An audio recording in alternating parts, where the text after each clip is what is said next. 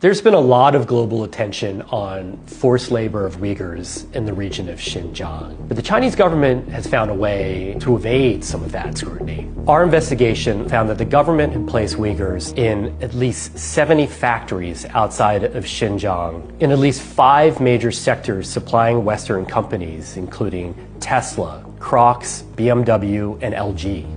Our investigation was based on thousands of user-generated videos, government documents, as well as company statements. In 2021, the United States passed a law that essentially banned the import of goods from the Xinjiang region because of the high likelihood that it would involve forced labor. Now, that ban also applies to other parts of China. However, it is so much harder to crack down on forced labor when it's coming from so many different places.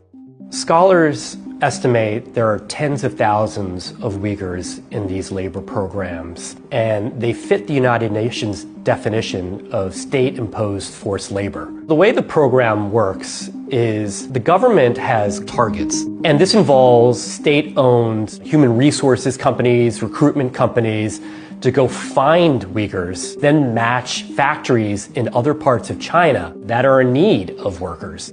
Some of the clearest evidence we found of the state's involvement were videos of Uyghur workers being transferred out of Xinjiang wearing matching baseball caps that belong to one of these HR companies.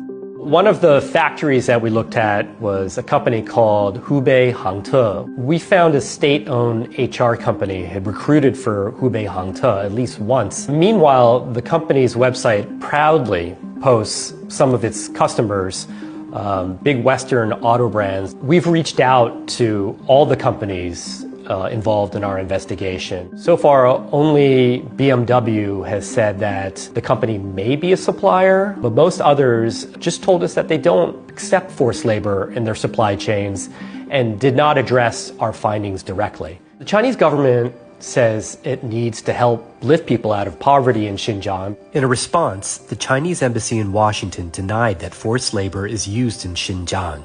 But from the Uyghurs' perspective, one of the reasons why they are poor is because of the economic dispossession that has taken place from the result of Chinese government policies. These Uyghurs often don't have a choice because of the consequences they face from saying no. Over 1 million Uyghurs were detained at one point in detention camps. There is fear running through many of these communities. And the implication is if you say no, you might be labeled a troublemaker and there could be consequences.